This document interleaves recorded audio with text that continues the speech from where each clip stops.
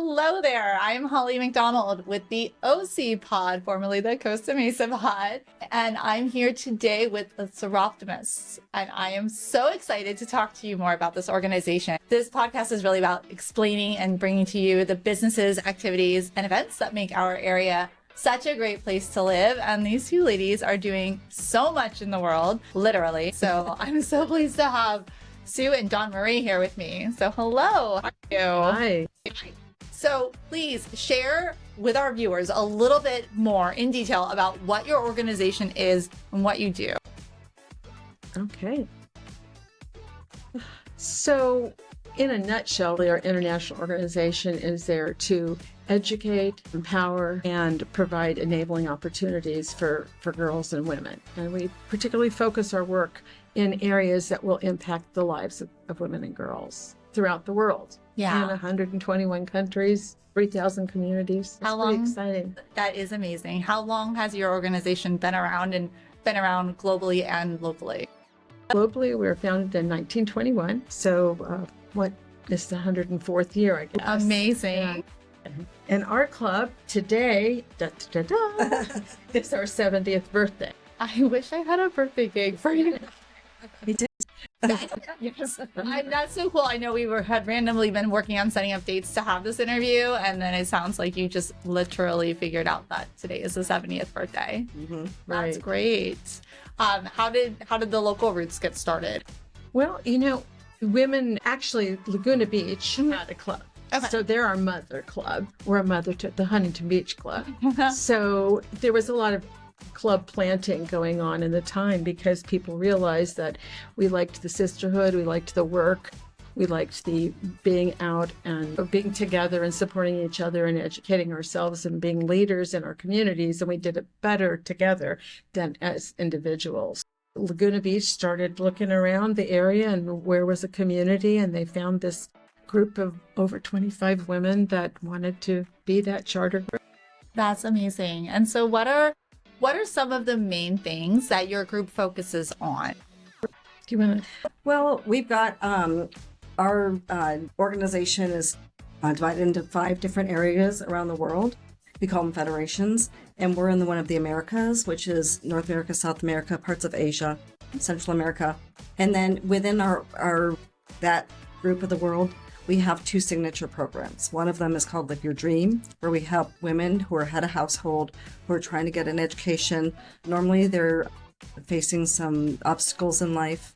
They're either in an underserved community or they're coming out of a domestic violence situation, many reasons. And so we give them an award it's a cash award, and they can do whatever they need to do with it. Sometimes it's paying the rent. Sometimes it's, paying for their tuition. It's up to them. And then we go on to mentor them afterwards for the first year afterwards. And we have long-term relationships with a lot of our Live Your Dream awards. And then we have another program called Dream It, Be It. Mm-hmm. It's a program aimed at high school students, and it really teaches them how to set a career path, how to advocate for themselves. And so we work here locally with Back Bay High School. Okay. We've done that for 7 years with them. So those are 2 signature programs. But then we also have a lot of community members that we work with. Yeah. The Orange County Human Trafficking Task Force. A number of other organizations, Vanguard University. Yes, in a nutshell, what we do. I heard a lot about the Vanguard University Human Trafficking Task Force. How does having those types of relationships really help support your group in doing what you do? I think one thing we've learned is that we need the professionals to do the work that they know how to do, and that we can amplify what they do, but we work better together. So if we're there learning about trafficking, learning it from the experts, we can pass on the knowledge. We have our own. In fact, tonight we're hosting a webinar with 4 parts of the United States, Soroptimists in 4 different parts of the United States who are doing different human trafficking programs. So that's an important thing. But we just have found that we want to work with the experts in the field from all the different interrelated areas. And then they support our activities, and they, sometimes we'll have the students come from the college come and help at our fundraising events. So, and they're learning how to be community leaders from community leaders. So it's a real supportive relationship we've established. Yeah, and I would guess that because your organization is so global, you're all able to learn a lot from one another about different issues, human issues that are going on around the globe. And different strategies. It's just so exciting to see how people face the same problem in slightly different ways or very different ways. Today, the Human Trafficking Task Force, they launched a movie that A21 is going to be launching on October 4th, and we got to see it, a sneak preview, and to see the whole world coming together looking at online safety and strategies that we can do was really affirming. And I'm sure in Soroptimist we will be promoting that movie and getting the word out. It's just so important. But you have that collaborative experience and outcomes, and you learn, and you get excited too about learning what's on the cutting edge. Yeah. Well, and also, what would you say among the members of your group,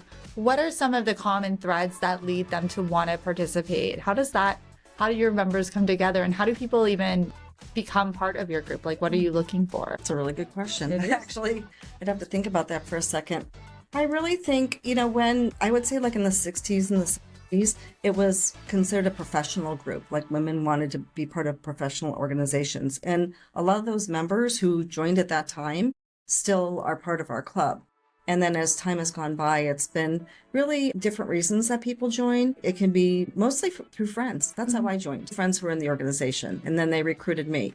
And then, we recruit others, and they just hear about the work we're doing. What was kind of fun for me was that I was raising my children when I first joined, and my girls were able to participate. We kind of made an ad hoc juniors for about 4 years. Oh, cool. A whole bunch of us had kids, and we were able to involve them in our organization, and now they're advocates for our organization, and someday they'll probably join. But it was so fun to teach them too. We had different experiences where we'd come together and we learned from them, they learned from us. And I was even talking about one of the activities where I taught them how to make birthing kits for these people in Papua New Guinea. And their eyes got so big because we had to describe a really difficult situation that they would never face in birthing in America. Yeah. Oh my gosh. It was. And you taught them how to knit. I did teach them to. Another thing they might not do very much in America. That's amazing. Yeah, I mean, I feel like you're teaching not just life skills, but also teaching them how to be a better person. Like, they've got the means, so now how do they help other people that are in need? Right. I think people, you asked how people come to the organization, and I think friendship is probably the largest part, but we just signed a new member on who has been working actually at the United Nations, and she just has met a lot of Soroptimists, and she just said, I need to be one as well. So sometimes we're found for the work we do, or somebody will know somebody that gets one of our Live Your Dream awards, and they'll say, I want to go support that organization. We trying to get better at social media, and today is going to help us for sure, to let people know. I think people are lonely sometimes, and they want a place to do something important with the time they have and do it with other people, so that's not the whole burden isn't on them as well. Yeah, definitely. I think also just having that sense, like you said, of doing something important. If you are in a position where you feel blessed and you can help other people, that's really a big thing to be able to give back. And then knowing the right people that know who need the help is so important. Well, it is, because you can give to so many things that might be worthy causes, but might not be doing what they say they're doing. So we try to really make partnerships with ethical groups that we've researched, and with people that are doing the right things in the right way. And that's just so important, because our time and our treasure is so important, and we have to invest it in things that are the right things. Yeah. So do you strike partnerships to support different local groups on your own, or is that something that the global Soroptimist organization figures out for you? It's on our own. You do it on your own. I mean, there's so many worthy causes in our area and people that are in need. I wanted to touch a little bit more upon the human trafficking aspect. So you mentioned that you had just seen a movie about it, a documentary, I suppose. So what are some of the things that you would like to highlight that maybe the community isn't aware of or turns a blind eye to, that your organization is helping with? Right. Well, today, and actually for the last few years, Vanguard, the Global Center for Women and Justice, have been really focusing on online safety. And it's just tremendously important. You know, it's the danger used to be in the neighborhood, and now it's in your house because it's on screen. Oh. So, you know, you see you give a 2-year-old a phone because he sees mom and dad, you know, on the phone, and he is suddenly available, and she is suddenly available to the whole world. So I think right now, for me, for prevention is the issue that everybody knows needs to happen, but it's hard to measure whether it worked or not. But if you didn't do it, so today we actually got some testimonies from people that had gone to a class. A little young woman went to a class, learned about online safety, and something didn't ring true in her life, and she had a relationship with her mom and said this was happening. And sure enough, they caught a guy that was going to was coming flying to meet her. They met it. The police met him at the airport and arrested him. Oh my gosh, she had heard this at a class. So there was an example, and that does happen. You know, you want kids to pay attention to their warning signals. Yeah. Awareness is so key, and really just a couple of years ago, California changed their laws. It really wasn't even a federal offense, or back then they changed the laws, and as part of the laws, they required that there's education. There's one for middle school and one for high school, and that's what the Human Trafficking Task Force puts on every year at Vanguard, and a lot of organizations come together to help. We're just one of many, many organizations that go there, and they make it really fun for the kids. You know, they're throwing balls out at them and everything, and the people who do it are very professional. Yeah. But it's really just about telling them, you know, feel free to reach out. They normally have survivors who've gotten out of it, and they talk to them about their experiences. And it's really just knowing how to set boundaries with people, knowing that you can go to adults, trying to find somebody who's a safe adult that you can talk to. It's just teaching them. And this education is mandatory in California, which is, I don't know any other state that has that requirement in public schools. Yeah. So prevention is really important. And then, of course, supporting your people that have been, that are survivors of human trafficking. That's just terribly. And it's not just sex trafficking, it's labor trafficking. We don't know really, we don't have nearly the statistics on that we need to have, but we actually think it's probably twice as many as in sex trafficking. Oh my gosh. It just hasn't gotten the attention. See, I think, again, having this conversation is really eye-opening, because when I think of trafficking, I really just think of sex trafficking. Yeah. I didn't even think of the other type. And you don't even think about it on the day-to-day, and especially in our area. Exactly. Yeah. So, I mean, it's wonderful that because it's out there, you're not turning a blind eye. You're doing all you can to help prevent it from happening further. So I think, what do we want people to know? We want people to know it's there. Everybody's vulnerable to it. I mean, today I learned something, didn't even know it, that how kids are vulnerable to it online is through the gaming industry. Really? So that is a big access is that people are doing, gaming with somebody, and then somebody catfishes them, and they're vulnerable, and suddenly they get into this, situation and their families are threatened. Oh my gosh. It's just. Well, I've got little ones, so now I'm paranoid. But this is good to know. It is good. Exactly. Yeah. And they really emphasize not to terrify people or scare people, to have the safety conversations. That's the things. It's like, we just want you to be safe, and make it a positive experience, and not a, where you're making paranoid little kids. You don't want to do that either. You want them to experience the world and be courageous a little bit, but be smart. Definitely. I know your organization also does other things, mentorships and all of that. So what are some of the other things that you want to touch upon and share? I think the Back Bay High School program that we do it's career support, as Sue said. And a lot of the kids at that school, it's a continuation school, and they have some pretty challenging lives, many, many, many of them. So for us, and it's women, we're going in, and we have boys and girls in the class because it's a public school. So to have relationships with them, and it's really interesting. We found out that kids really yearn for adult experiences where adults listen to them and love on them and hear them out and ask them questions and actually listen to their answers. So we make really fun activities, but ones where they have to facing obstacles, and what are some different strategies, or how setting goals in life.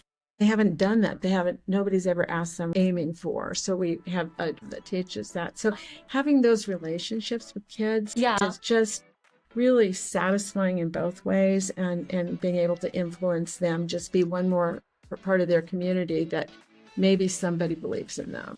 Part of that process too is identifying. We go through a career kind of assessment for every individual. What they do as a class. When they do that, we identify them right up front, and that's probably like the first session within the first couple. And then we ID those careers that they're interested in. And one of the last sessions is to bring local community leaders. So if somebody was interested in a real estate thing, we bring someone like you in. That's so cool. I love that for people. Yeah. So, I mean, it's so fun because it's like all of my friends come, or like I have a friend who was a nurse. She came last time, and it's different every time what they want to do. If they want tattoo, I was going to say a tattoo artist is good.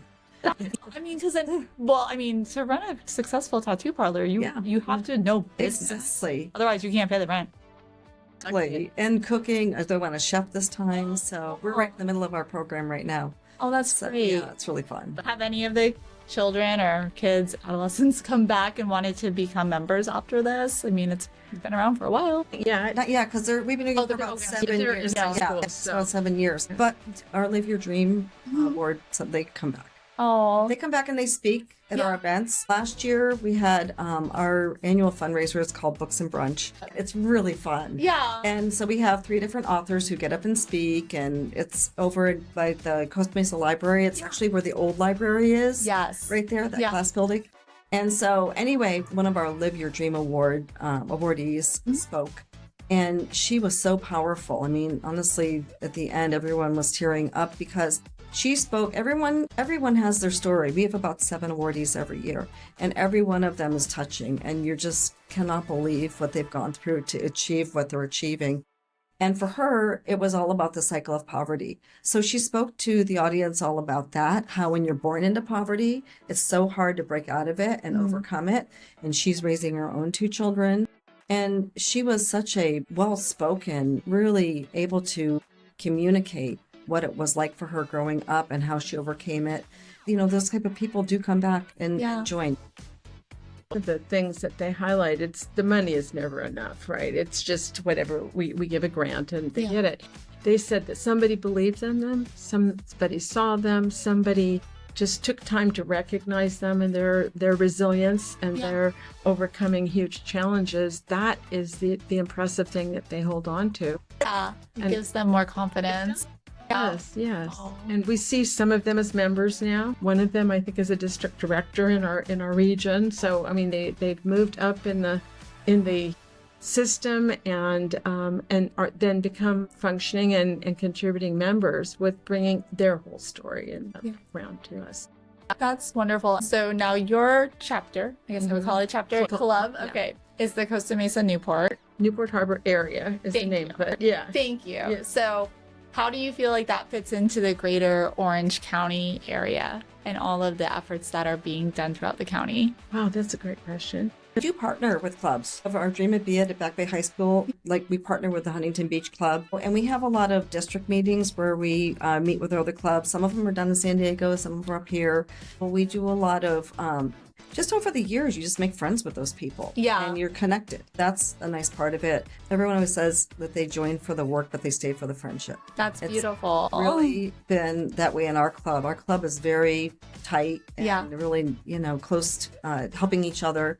Everyone participates. And, there's really no requirement that you have to, I mean, it's just that they do. They come and they want to do the work, and we all work really well together.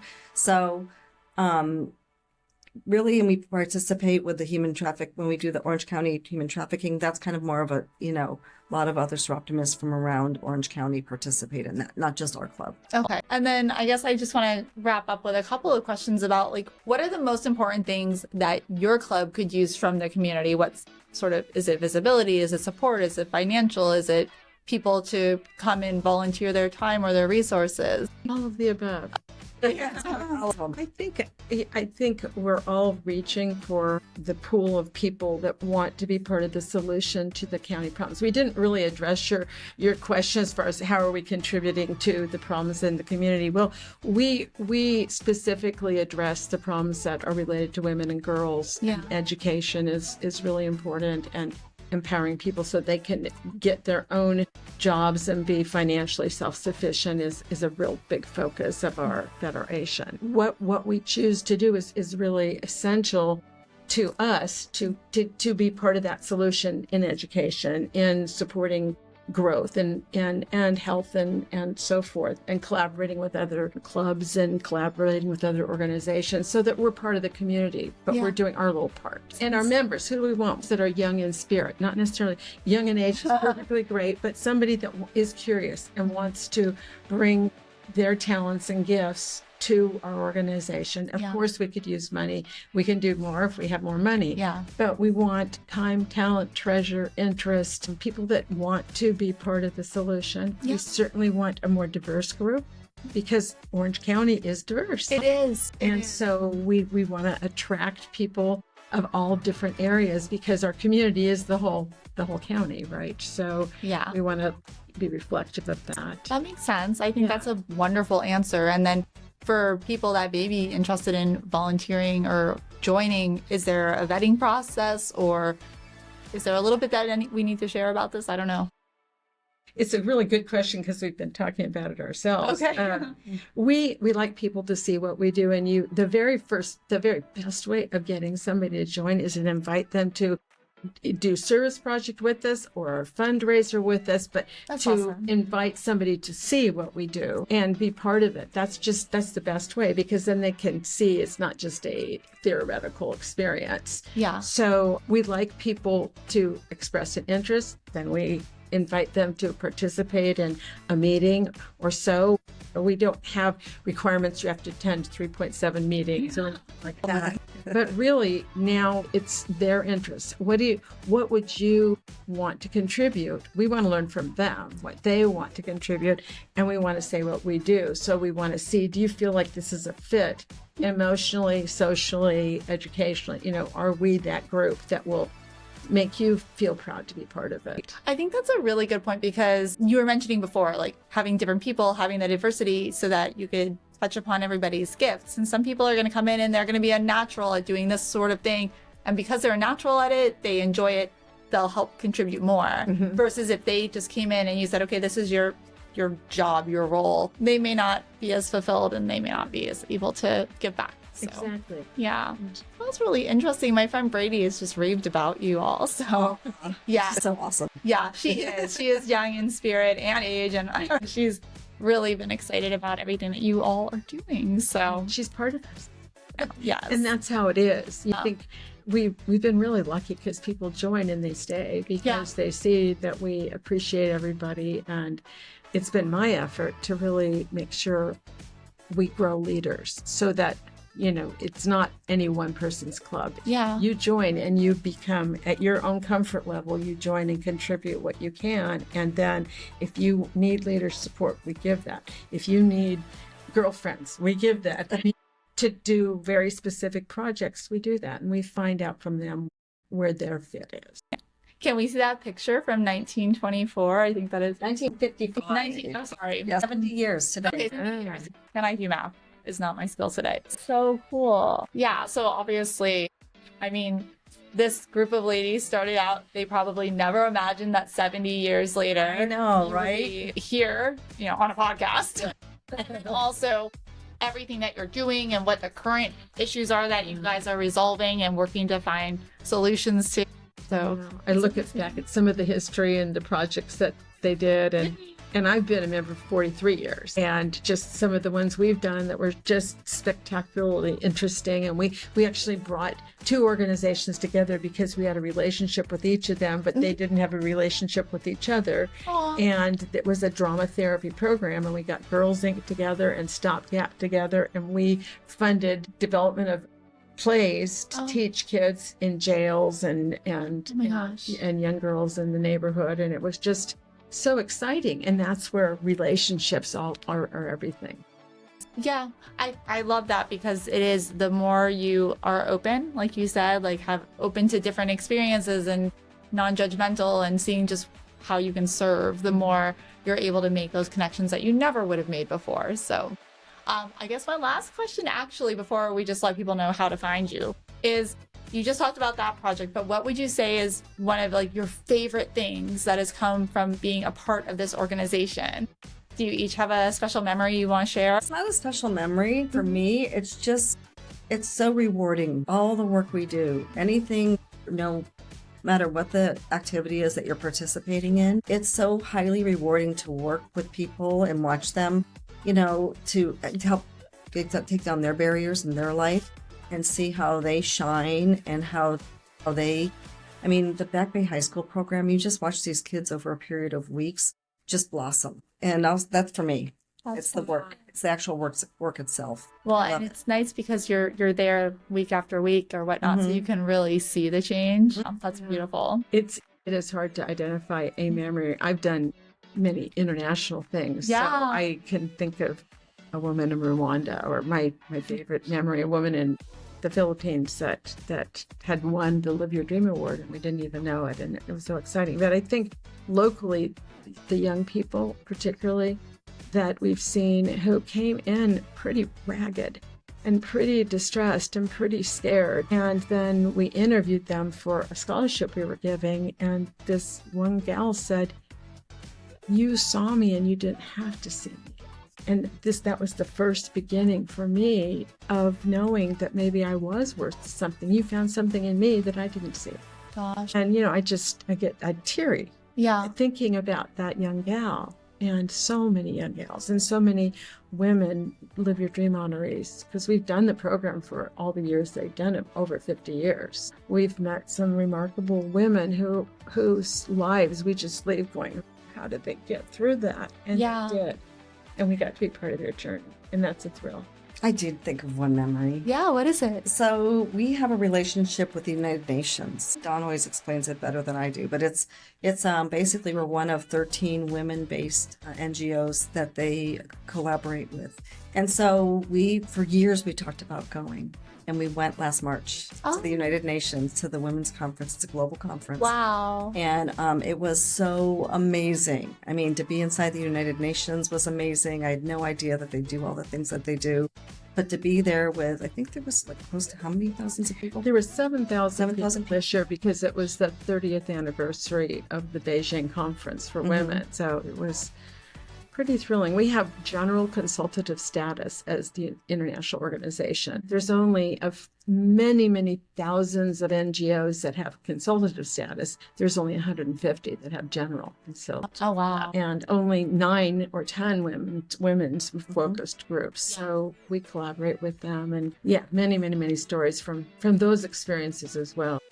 Well, obviously, I love women supporting women, but what do you feel like your organization, being that it's women focused, do you feel like that is just part of the legacy that you want to be part of, helping to lift other women up and helping people that maybe are not in the best position? I know you mentioned kids in general, like even at the high school, like it's boys and girls, but you just want to give kind of like that motherly instinct almost. Well, if you look at statistics worldwide, that's a whole other issue, gender inequality. That's really why we were founded. We were founded because women weren't getting education like men were. They weren't getting financially stable.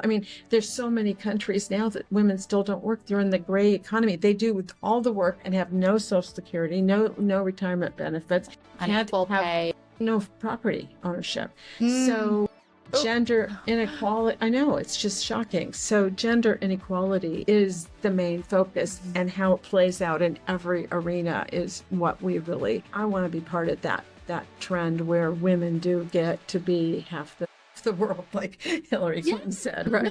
Well, that's important. And again, I think because your organization is international, there's certainly going to be other areas where it's going to be even harder for a woman to rise up. So, and a lot of people, end up here and think that it would be equal, and it's not always the case. So.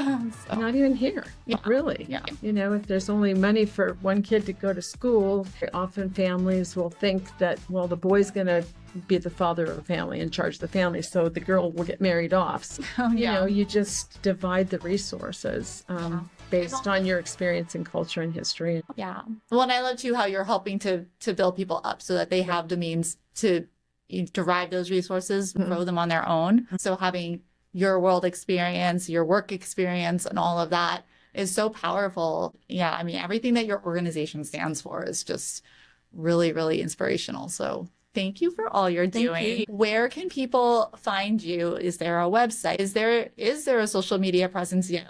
Tell us where we can find you. Yes. If you Google Soroptimist International, Newport Harbor area, that will lead you to our website. And I will link it. Yes. Well, ladies, thank you so much for being here. So much, Holly. This was so much fun. It was. The time just flew by. I know. Thank you for being interested in us and interesting in your questions. Right.